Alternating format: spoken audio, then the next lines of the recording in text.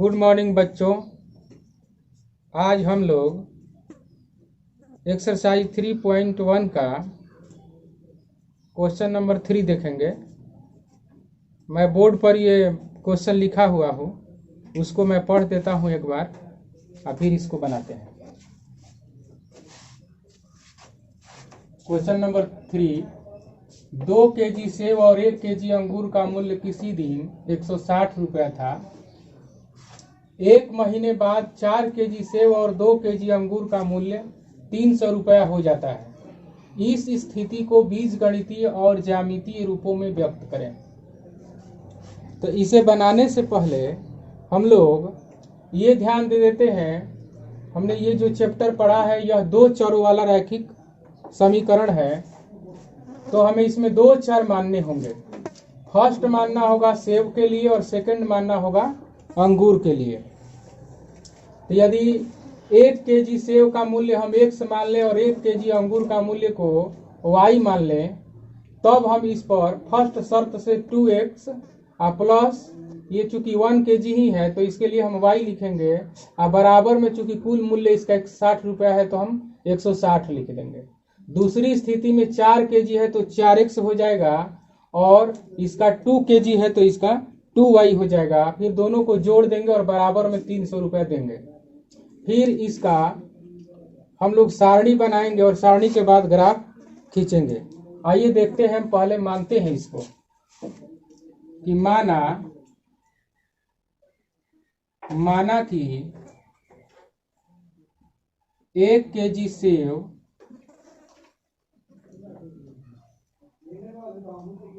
का मूल्य 100 रुपया है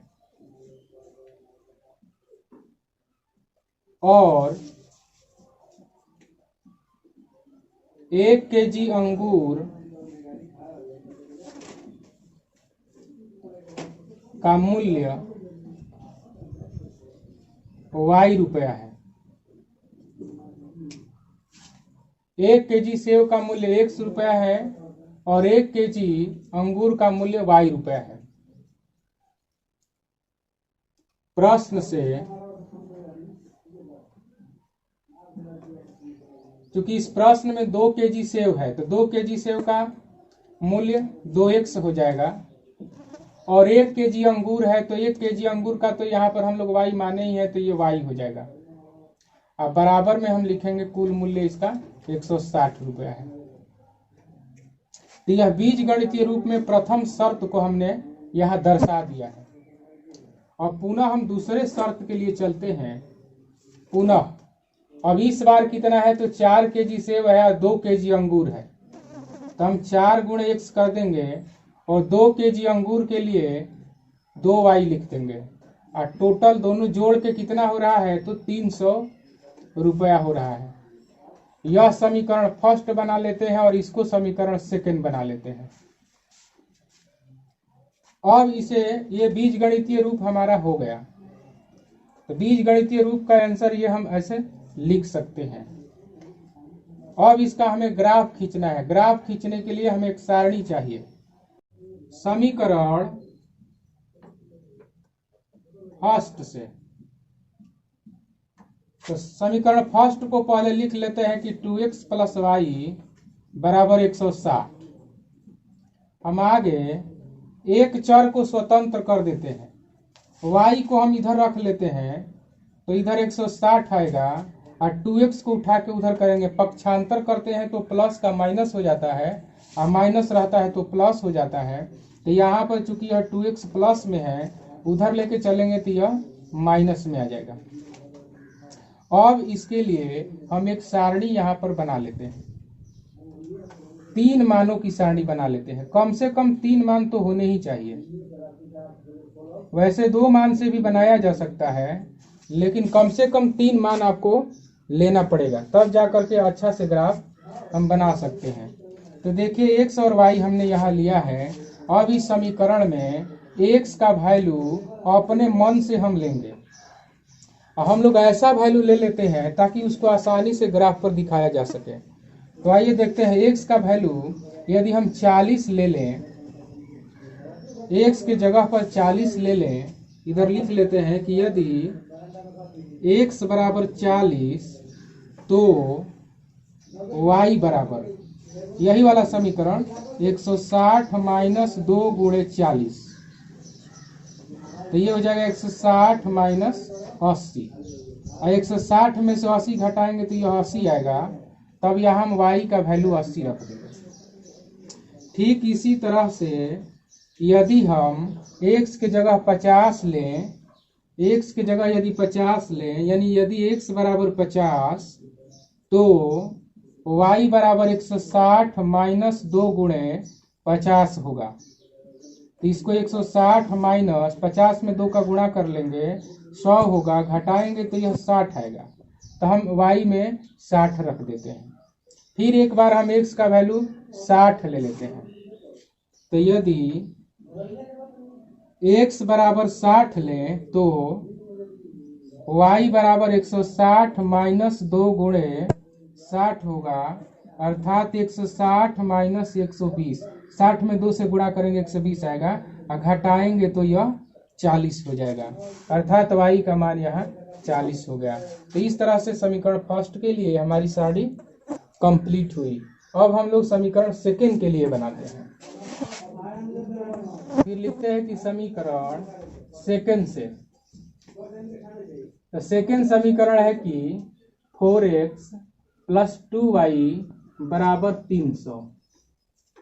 एक काम यहाँ और थोड़ा सरल करने के लिए हम क्या कर सकते हैं, तो 2 कॉमन ले सकते हैं, क्योंकि 2 से ये भी कटता है, ये भी कटता है और ये भी कटता है। तो 2 कॉमन निकाल लेते हैं। तो यहाँ 2 दूना 4, 2 बचेगा, और इसके जगह 2 निकाल लेंगे, y बचेगा बराबर 300। अब 2 से इसमें भागा दे सकते हैं तो यह 150 हो जाएगा, अर्थात लिख सकते हैं कि 2x प्लस वाई बराबर 150। इसमें भी हम लोग y को ले लेते हैं, y को स्वतंत्र रखते हैं। 150 2x का पक्षांतर करते हैं तो यहाँ 2x लिख सकते हैं। अब इसके लिए भी एक सारणी हमें बनानी है, तो एक सारणी यहाँ पर ऐसे 3 मानों के लिए रख लेते हैं, x y। जैसे इसमें हमने मान को रख रख करके सारणी पूरा किया, वैसे यहाँ भी x का मान रख रख के सारणी पूरा कर सकते हैं। तो आइए देखते हैं, यहाँ पर हम पहले 50 ले लेते हैं। x का मान हमने 50 लिया, तो इधर बना सकते हैं कि यदि x बराबर 50 तो y बराबर हो जाएगा 150 माइनस 2 गुणे 50। तो 150 में से 50 में 2 का गुणा करेंगे 100 आएगा, और घटाएंगे तो 50 हो जाएगा। फिर एक बार हम x का वैल्यू यहाँ 40 ले लेते हैं। यदि x बराबर 40 तो y बराबर, यही वाला समीकरण का प्रयोग करेंगे, y बराबर 150 माइनस 2 गुणे यहाँ 40 लेंगे। तो 150 में से 40 दूनी 80, यदि 150 में से 80 घटाएं तो ये आएगा 70। फिर एक बार हम यहाँ 60 ले लेते हैं। आप x का मान कुछ भी रख सकते हो अपने सुविधा अनुसार। कोशिश ये करनी है ताकि आसानी से हम लोग उसको ग्राफ पर दिखा सकें, इसी तरह का मान हमें लेना है। तो 60 मैंने यहाँ फिर लिया, इसको लिख सकते हैं कि यदि x बराबर 60 तो y बराबर 150 माइनस 2 गुणे 60। 150 में से 60 से 2 गुणा करेंगे तो 120 आएगा, और इसको यदि घटाते हैं, यदि 150 में से 120 घटाते हैं तो ये 30 आएगा, और यहाँ 30 रख लेते हैं। अब दोनों सारणी हमारी कंप्लीट हो गई है। अब हम चाहें तो इसको ग्राफ पर दिखाएंगे। ग्राफ खींचने के लिए 2-3 बातों का ध्यान रखना जरूरी है। प्रथम बात ये कि ग्राफ में खींचते समय खासकर 2 बातें आपको जरूर ध्यान देना है, अक्षों का चुनाव और दूसरा है मापक। तो पहला अक्ष का चुनाव हम कैसे करेंगे, तो अक्ष का चुनाव ये करना है कि हम एक y अक्ष बना लेते हैं और एक x अक्ष बना लेते हैं। ये x डैश कहलाता है, ये x कहलाता है। जहाँ कटान बनता है इसको हम लोग 0 0 बोलते हैं, मूल बिंदु है, और यह y कहलाता है और ये y डैश कहलाता है। x का अर्थ है धनात्मक, x डैश का अर्थ है ऋणात्मक, y का अर्थ है धनात्मक, y डैश का अर्थ है ऋणात्मक। इसमें प्लस प्लस होता है प्रथम चतुर्थांश, इसमें माइनस प्लस होता है द्वितीय चतुर्थांश, और इसमें माइनस माइनस होता है तृतीय चतुर्थांश, और इसमें प्लस माइनस होता है चतुर्थ चतुर्थांश। अब हम इसका मापक ले लेते हैं। मापक क्या लेंगे तो सारणी को पहले देखेंगे। सारणी में हम देख रहे हैं कि सभी जितने भी अंक लिखे हुए हैं, जितनी संख्याएं लिखी हुई हैं, सबके सब 10 के गुणज हैं, यानी 10 के पहाड़ा में आते हैं। हम इस 10 के पहाड़ा के आधार पर ही अपना मापक का चुनाव कर लेंगे। जैसे हम यहाँ लिख देंगे कि माना एक छोटा खाना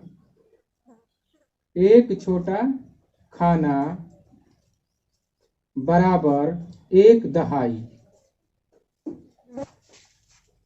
एक छोटा खाना बराबर एक दहाई। जब आप ग्राफ पेपर लोगे तो उसमें आप देखेंगे कि वर्गाकार बहुत सी लाइनें बनी होती हैं, उसमें बड़ा खाना भी होता है, छोटा खाना भी होता है।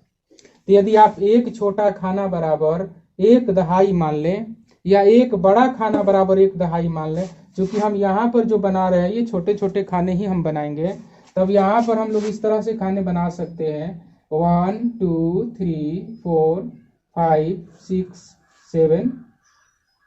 इसी तरह से ऊपर में 1 2 3 4 5 6 7, नीचे भी 1 2 3 4 5 6 7, 1 2 3 4 5 6 7।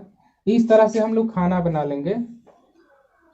तब यहाँ पर चूंकि हमने छोटा खाना लिख दिया, वैसे आप छोटा खाना ना लिख के आप यहाँ पर एक खाना भी लिख सकते हो। चूंकि हम लोग ऐसे ही बना रहे हैं, इसमें ग्राफ पेपर का यूज नहीं हो रहा है, तो हम मान रहे हैं यहाँ पर एक खाना ऐसे बना सकते हैं कि एक खाना बराबर एक दहाई, ऐसे लिख सकते हैं। और जो छोटा खाना बड़ा खाना जो भी हम लोग प्रयोग करेंगे, यदि ग्राफ पेपर रहेगा तो उस पर लिखेंगे तो वो अच्छा होगा। यदि ऐसे आप बना रहे हैं तो इसमें ऐसे ही लिखें कि माना एक खाना बराबर एक दहाई।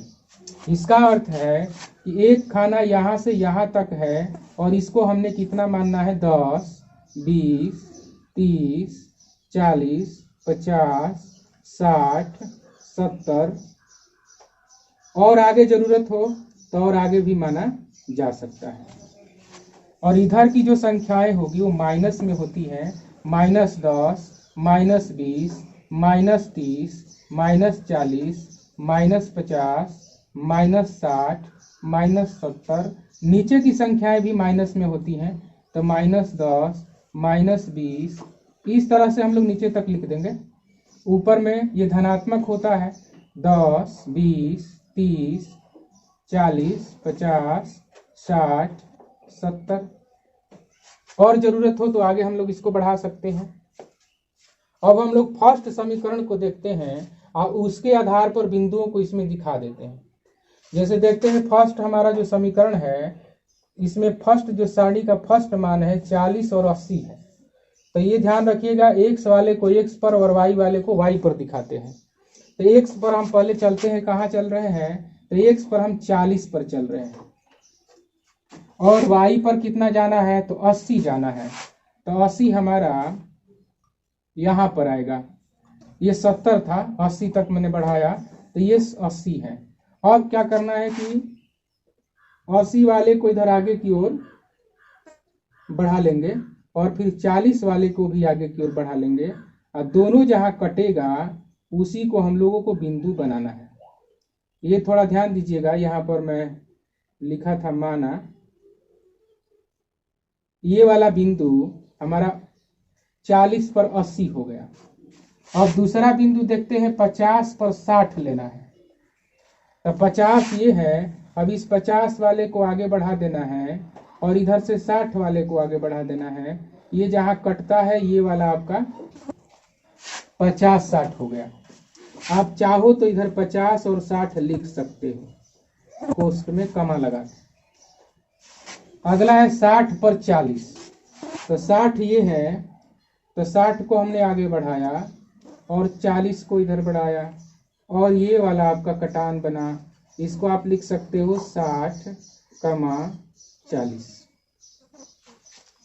अब ये तीनों एक सीध में आ गया है। ये हम जानते हैं कि सरल रेखा, इन जो भी ग्राफ होता है सब सरल रेखा होता है। तो हम इसको इंच के सहारे ऐसे मिला देते हैं, ऐसे रखते हैं इंच और इसको मिला देते हैं तीनों रेखा, तीनों बिंदुओं को। तो इस तरह से यह एक सीधी रेखा हमें प्राप्त हो जाती है। अब आते हैं हम लोग दूसरी जो सारणी है, इसको भी हम इसी पर दिखाएंगे। तो पहले 50 पर 50 दिखाना है। तो 50 तो हमारा यहाँ पर है और इस पर चलते हैं तो 50 यहाँ पर है। इसको आगे बढ़ाएंगे और 50 को आगे बढ़ाएंगे तो यहाँ पर बिंदु हमें मिलेगा। फिर 40 पर 70 दिखाना है। तो 40 यहाँ है और 70 हमारा यहाँ से ऐसे आएगा और 40 यहाँ से जाएगा, अर्थात बिंदु हम लोगों को यहाँ मिलेगी। फिर तीसरा बिंदु देखते हैं, 60 पर 30 दिखाना है। तो 60 यहाँ है और 30 यहाँ है। तो 30 को ऐसे बढ़ा लेते हैं, 60 को ऐसे बढ़ा लेते हैं, यहाँ पर बिंदु हमें प्राप्त हुआ। अब इन तीन बिंदुओं को भी इंच के सहारे हम लोग मिलाएंगे, ऐसे इसको रख के और हम लोगों को मिला देना है। तो इस तरह से हमारा दोनों ग्राफ यहाँ कंप्लीट होता है। और एक चीज हमें देखने को मिलती है यहाँ कि दोनों रेखाएं एक दूसरे के बिल्कुल समांतर हैं। तो जब भी कोई ग्राफ, यदि दो ग्राफों को हम लोग खींचे, यदि एक दूसरे के समांतर आ जाए, तब हम कहते हैं कि इस समीकरण का जो वैल्यू होगा, इसका जो मान होगा, नहीं निकाला जा सकता, अर्थात इसका कोई भी हल नहीं है। मैं पहले आपको ये सिखाया था कि ग्राफ के मान 3 तरह के होते हैं। या तो ग्राफ का अद्वितीय हल होगा, अर्थात दोनों प्रतिच्छेदी रेखाएं होगी, या दोनों ग्राफ क्या होंगे, एक दूसरे के समांतर होंगे और उनका कोई भी हल नहीं होगा। या तो एक दूसरे के ऊपर ग्राफ होगा, अर्थात दोनों रेखाएं एक दूसरे के उभयनिष्ठ होगी, संपाती होगी, कमन होगी। तो इस स्थिति में अनेक हल होंगे। जब रेखाएं उभयनिष्ठ होती हैं तो उनके अनेक हल होते हैं। जब समांतर होता है तब उसका कोई भी हल नहीं होता है। और यदि दोनों प्रतिच्छेदी रेखाएं बनती हैं तब हम कहते हैं कि उसका केवल एक हल है, अर्थात अद्वितीय हल है। तो इस तरह से आप ग्राफ को अच्छा से बना सकते हैं। तो इसको बना लीजिए। फिर आगे हम लोग अगला चैप्टर में फिर ग्राफ के बारे में सीखेंगे और इससे संबंधित कुछ 1-2 सूत्र है जिसके बारे में हम आपको सिखाएंगे। Thank you. आप लोग बना लें।